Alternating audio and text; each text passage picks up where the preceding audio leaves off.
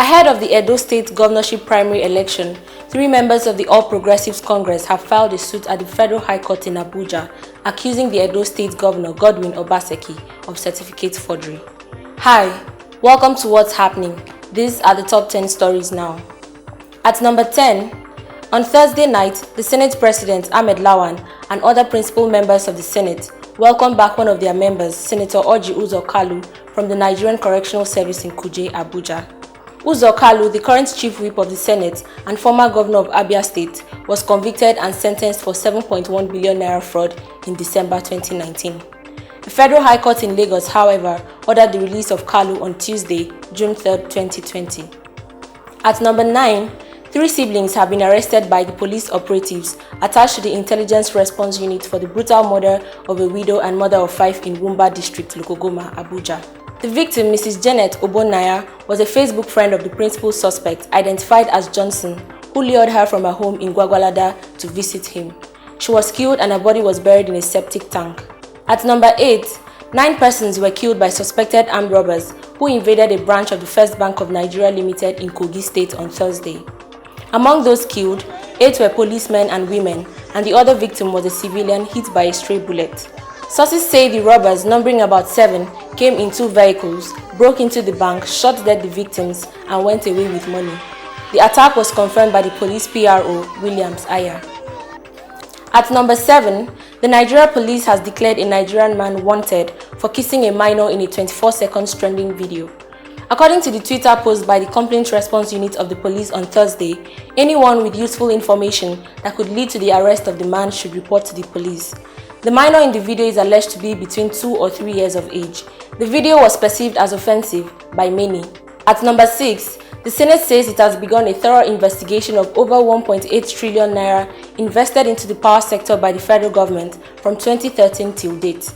The investigation is to address how the federal government's intervention in problems associated with the power sector had been implemented.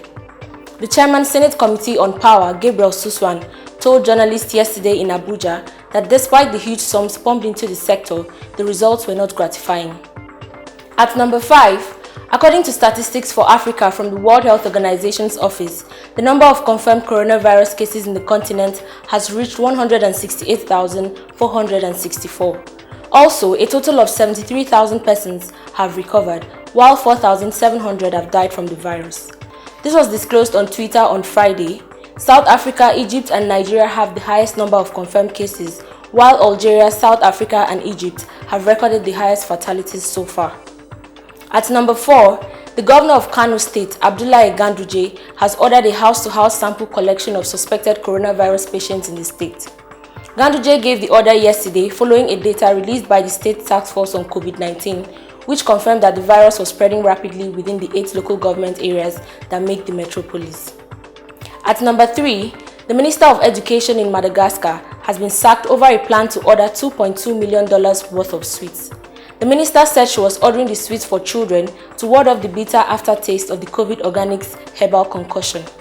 Reports say the plan was disrupted after President Andry Rajoelina objected. She was, however, accused of planning to embezzle funds in her ministry and sacked on Thursday. At number 2, a new law which negates extravagant burials in Anambra State has been passed by the governor of the state, Willie Obiano. According to the new burial law, all communities in the state must have burial grounds. Funeral ceremonies of natives must be registered with the town union at a fee of 1,500 naira. Erection of billboard, banner, or posters of deceased persons of any kind would attract a 100,000 naira fine or 6 months jail term, or both.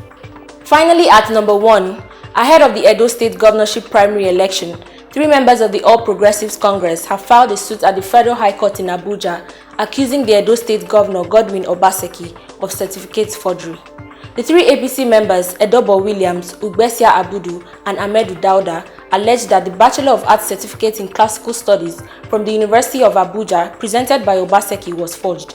Therefore, he is not qualified to run for the office. The case will be heard next week. Always remember to wear your mask, wash your hands, and stay safe. That's all for today. See you next time on What's Happening.